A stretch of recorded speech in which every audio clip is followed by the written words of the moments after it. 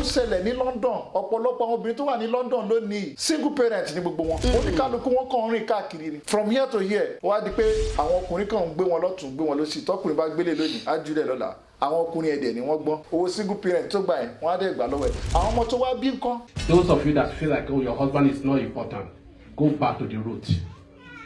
See that man, even though he's not doing anything, being at home, sometimes you might want to talk to your child, but your child might not want to listen to you. You might want to listen to his dad. Might want to listen to his dad. If the dad say, stop it, that child might stop it. But maybe as a mother, you're there on your own, you say stop it, you just say, what is she saying? But when the daddy say stop, you stop. ọ̀pọ̀lọpọ̀ tí obìnrin bá bímọ tí kò sí bàbá báwo ló ṣe fẹ́ tọ́jú ọmọ yẹn tá bá wò lónìí sí báyìí especially ẹ jẹ́ ká lọ sí London gbogbo crime tó ṣẹlẹ̀ àwọn ọmọ foreigner ló ṣẹlẹ̀ lé lórí bí àwọn ọmọ Nàìjíríà ká ní àwọn ọmọ Nàìjíríà wọ́n náà ń pààyàn tá bá dẹ̀ wádìí lọ wádìí bọ̀ ọ̀pọ̀lọpọ̀ wọ́n ti fi bàbá wọn lẹ̀ ìyàwó ti kọ́kọ́ ẹ̀ ó wá kù ìyàwó àtọmọ nílé obìnrin dẹ̀ ní kò lè dá ọmọ tọ́. wọ́n gbàdúrà pé ọlọ́mọ àjẹ́ ká mọ ibi ìsàlẹ̀ ọmọ wa. sàrẹ́ ọmọ. Nobody want to know where his child. àdúrà tí àwa Nàìjíríà máa ń gbà pé kọ́mọ gbẹ̀yìn wa. ọ̀pọ̀lọpọ̀ àwọn obìnrin tí wọ́n wọlé sí Europe yẹn is like àwọn ọmọ tó jásí pé ojú wọn ò rí ọlá rí láyé. ojú wọn ò rọlá rí láyé. wọn ò rọlá rí wọn expect pé àwọn lè dé ipò táwọn wà yìí. ọ̀pọ̀lọpọ̀ obìnrin wọ̀nyí lọ́kọ wọn ṣe wàhálà ó dààmú ó yá owó tó fi gbé wọn wọ̀lú yìí. wọ́n kàn wọlé wọ́n gbẹ́ lómi wọlé almost 1 million 1.something million wọ́n fi gbẹ́ lómi wọ̀lú yìí. wọ́n wá wọ̀lú yìí lónìí ìgbà tán wọ̀lú yìí wọ́n bẹ̀rẹ̀ iṣẹ́ wọ́n bẹ̀rẹ̀ sí rówó àwọn náà di pé wọ́n send euro sílé so ó dà pé owó yẹn àbí kíní yẹn wọ́n wá gbà ẹ́ náà wá wò pé ó dà pọ́kọ àwọn kò wọ́ọ̀tà wọn. kò gbọ́ tàn án mọ́. Múra mi unique o, kò jọ tẹ́ni kọ́kọ́. Ladies and gentlemen, my name is Samson Adewale.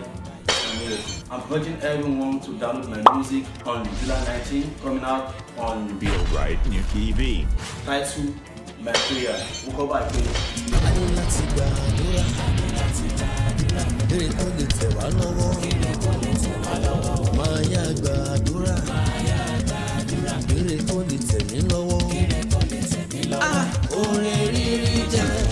Tẹ́ bá gbọ́ gbogbo lọ́wọ́ mọ̀ kó tó wà nínú ẹ̀ jọ ẹ bá mi download ẹ̀ kò ní bàjẹ́ Nàìjíríà ò ní bàjẹ́ o. Thank you. so kíní yẹn olówó àvẹ́t ọ̀pọ̀lọpọ̀ àwọn obìnrin yẹn bó dẹ̀ sí àvẹ́t wọn yẹn ó ń àvẹ́t àwọn ọmọ tán bí.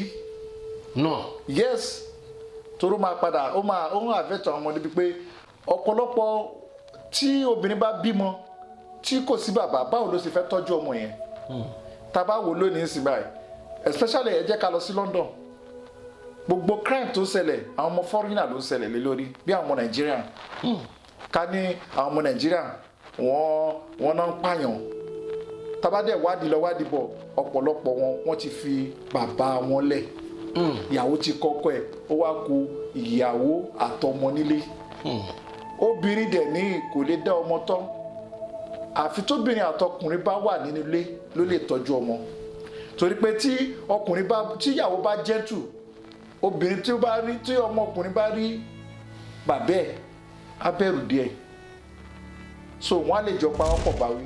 She's pregnant. Funke! Funke! Funke tí o sì mú ọtí ẹ̀ ti jáde. She what? She's pregnant. Hey! Ayé mi tèmi bá mi. She's what? She's pregnant. Pregnant? ọ̀pọ̀lọpọ̀ kíní ẹ̀ ló dálẹ̀ so and the ẹlẹ́kejì àwọn European country wọ́n fi owó single mother wọ́n fi ń disturb wọ́n fi ń divert attraction àwọn parents àwọn obìnrin yìí wọ́n fún wọn lówó single mother yẹn owó single mother yẹn ó tún wọ́n help wọn kò jẹ́ kó oníkálukú wọn fẹ́ respect ọkọ wọn mọ́ oníkálukú believe pé owó single mother tó ń wá tó ń bá ti ń gbowó single mother yẹn tó owó single mother yẹn bá ti wọlé sọ́dọ̀ tó bá fi lè mọ̀ pé òun lọ́kọ owó yẹn ò ní wọlé àmọ́ tó ń bá declare single mother owó yẹn máa wọlé bó ń bá ṣe ń rówó lórí ọmọ yẹn ó dẹ̀ máa rówó single mother what of the future àwọn ọmọ yẹn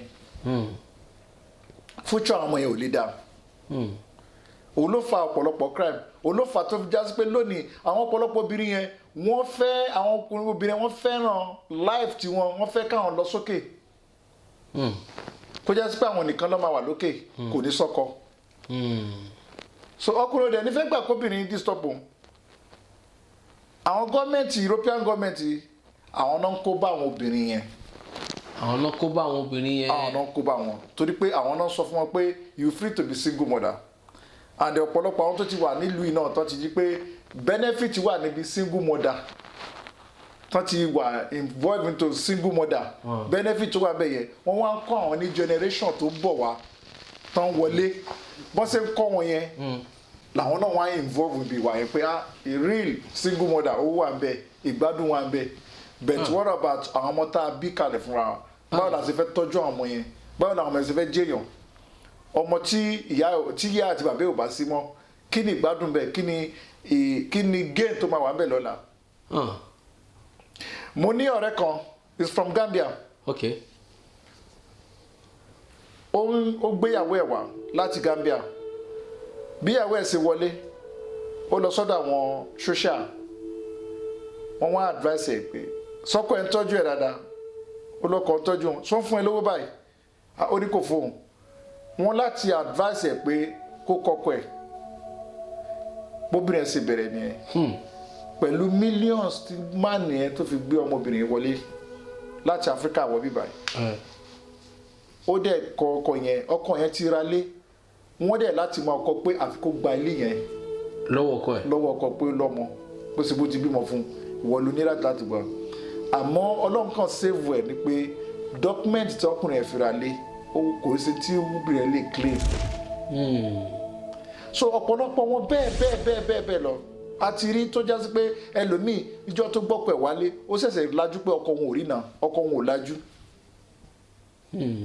so nǹkan tó fa single mother nìyẹn single mother yẹn wá ń pọ̀ lóríṣiríṣi ó wà between Yorùbás Igbos àti àwọn elédè mi even in Africa generally Africa in Ghana also gbogbo ẹ̀ bó sì wà nìyẹn so nǹkan tó fa ti single mother fi pọ̀ nìyẹn àwọn obìnrin yẹn wọn ò believe lérí ọkọ wọn mọ́ wọn ò believe lérí ọkọ wọn mọ́ wọn ò dẹ̀ fún ọkọ wọn ní respect mọ́ respect yẹn ò sí mọ́ so wọ́n dẹ̀ ọ̀pọ̀lọpọ̀ wọn dẹ̀ ti bímọ ọmọ tán bí òun ni wọ́n fi kó bá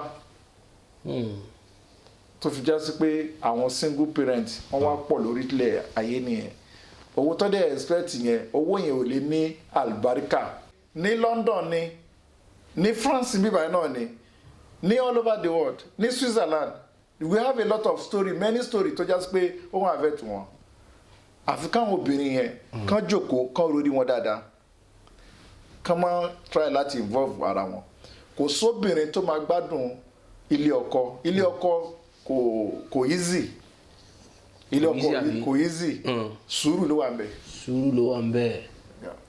so má bìlí pé ọkọ ẹgbẹ́ ẹ wá ó wá dé Europe lónìí ó wá rí young boy kan tó fine tó ń dress tó wà má bìlí lórí ẹ ọkọ ẹ tó gbé wá yẹn kò easy tó fi gbé ẹ wá náà kó tó ṣiṣẹ́ lóru ẹlòmíì iṣẹ́ méjì ló ń ṣe torí pé ó fẹ́ gbéyàwó ìjọ tẹ́lòmíì ti bẹ̀rẹ̀ iṣẹ́ méjì ló ń ṣe ẹlòmíì aṣiṣẹ́ látàárọ̀ àtúnṣiṣẹ́ ti night inú train lẹlòmíì sùn sí so káwá wowó náà ìyẹn kówó yẹn jọ láti fi gbé ìyàwó yẹn wọlé ẹlòmíì ti rán lérí visa first year second year tí ò bọ́ sí ẹlòmíì owó ẹ̀ ó ti sọnù wọ́n ti dúpọ̀ ẹ̀ ti gbowó àwọn máa gbéyàwó ẹ̀ wọlé wọn ò dẹ̀ rí ìyàwó yẹn gbé wọlé so ó wá try ó tún ṣiṣẹ́ ẹlòmíì fi 2 million gbéyàwó ẹ̀ wọlé ẹlòmíì fi 1 million gbéyàwó ẹ̀ wọlé so irú àwọn obìnrin ẹni ẹ máa gbé wá lónìí tóbìnrin ẹ bá dé lónìí tójú ẹ̀ wá là kò jẹ́ kọ́kùnrin ẹ̀ gbádùn ó lọ́kùnrin ẹ̀ ò gbọ́n ó ní kò mọ̀ ṣe so ó wà ọkùnrin tó gbé ẹ wá so ó wá lé ọkùnrin ẹ̀ kó nítorí pé ó fẹ́ live single mother torí pé gbogbo wa mọ̀ pé if you declare single mother ó ní owó tó máa fún ẹ pẹ̀lú àwọn ọmọ tó bí ó ní iye tó máa fún ẹ pẹ̀lú iṣẹ́ tó ń ṣe ó ní iye tó máa fún ẹ owó tó bá rí tí ò bá ti ní gbádùn tó ò ní gbádùn kí ni àǹfààní owó náà okòwò yẹn jọ àwọn ọmọ tó bí ńkọ́ àwọn ọmọ tó bí yẹn gangan ni pàtàkì nínú life. So gbogbo àwọn eléyìí ó ń ṣẹlẹ̀ ní London, ọ̀pọ̀lọpọ̀ àwọn obìnrin tó wà ní London lónìí single parent ní gbogbo wọn. Oníkálukú wọn kàn rìn káàkiri ni. Oníkálukú rìn káàkiri. From here to here, wá di pé àwọn ọkùnrin kan ń gbé wọn lọ́tún gbé wọn lósì, tọkùnrin bá gbélé lónìí á jùlẹ̀ lọ́la. Àwọn ọkùnrin ẹ̀dẹ̀ ni wọ́n gbọ́n. Owó yín náà nàdẹ, owó single mother tó gbà yẹn, owó single parent tó gbà yẹn, wọ́n á dẹ̀ gbà lọ́wọ́ ẹ̀. Àwọn ọmọ tó wá bí nǹkan báwo ló ṣe fẹ́ tọ́jú àwọn ọmọ tiẹ̀? Bó ṣe wà ní London, London ló wáìdì jù. Bó ṣe wà ní London náà ló wà ní France bíbá yẹn náà. Bẹ́ẹ̀ náà ló wà ní Italy, ló wà káàkiri. So bó ṣe rí nìyẹn. Wow. So advice wo lẹ wá ní fún àwọn obìnrin tó wà in process of single mother? Gbogbo obìnrin tó bá wà ní process, advice mi fún wọn ni pé ó láti ní sùúrù. Má wo tọkọ ẹ, má wo ti anybody, má sì gbọ́ ọ̀rọ̀ ìta. Má wo ti obìnrin tó bá ní Europe, má wo pé lágbájá ń wọṣọ, lágbájá obìnrin kan ti ra mọ́tò, lágbájá kan kọ́lé, má wo yẹn. Stay with your family. Accept tọkọ ẹ bá fún ẹ. Iṣẹ́ tí wà tọkọ ẹ bá ń ṣe ẹjọ́ máa ṣe nítorí ọjọ́ iwájú àwọn ọmọ tẹ́ bí. So káwọn yẹn kẹ́lẹ́ gé ni wọn. Ọmọ tí ò bá ti ní parent, ọmọ yẹn kò sí nǹkan tí ò lè yá. Obìnrin kò lè tọ́jú ọkùnrin, ọkùnrin kò lè tọ́jú obìnrin. Àwọn parent méjèèjì náà ló lè tọ́jú àwọn méjèèjì papọ̀. So ẹ má wo ti anybody, má wo tóbìnrin ilé kejì ẹ, àǹtí lágbájá kan ó ń gbádùn ni, àǹtí lágbájá kan wọ́n ti fún nílé, wọ́n ti dúró àsìkò tiẹ̀ ni kò dó tì. Má kọ ọkọ ẹ lẹ̀, má rí ọkọ ẹ fín. Tó bá wọnú single mother àti control ẹ̀ padà, ó máa wà difficult ọmọ ìyá mi. Torí pé gbogbo ọkùnrin tó fẹ́ pàdé, gbogbo wọn wọ́n máa cheat ẹ ni. Gbogbo wọn máa lù ẹ́, wọ́n máa sá lọ ni. Ìní àtẹ̀ á fún ẹ ní love, first love ló máa fún ẹ. Ìwọ náà ti believe pé ó fẹ́ fẹ́ tòótọ́ ni, gbogbo tó ní lọ́wọ́ ló máa gbà. So mo advice ẹ̀yin obìnrin ní London ni, ní everywhere ní Europe lónìí, ẹ má fi ọkọ yín ṣeré. Gbogbo ẹ̀gbin tẹ́ bá rí lọ́dọ̀ ọkọ yín ẹ faramọ́. Torí yẹn kọ́, torí tàwọn ọmọ yín ni. Kò sí jẹ́.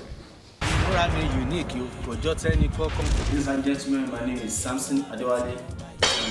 I'm urging everyone to download my music on July 19, coming out on Feel Right New TV. Title My Prayer. We'll go back to it. ayé láti gbàdúrà eré tó lè tẹ̀ wá lọ́wọ́ máa yá gbàdúrà eré tó lè tẹ̀ mí lọ́wọ́ orin rírí jẹ́. Tẹ́ bá gbọ́ gbogbo nǹkan lọ́wọ́ mọ̀ tó wà nínú ẹ̀ jọ̀ọ́ ẹ bá mi download ẹ̀, kò ní bàjẹ́, Nàìjíríà ò ní bàjẹ́ o. Thank you.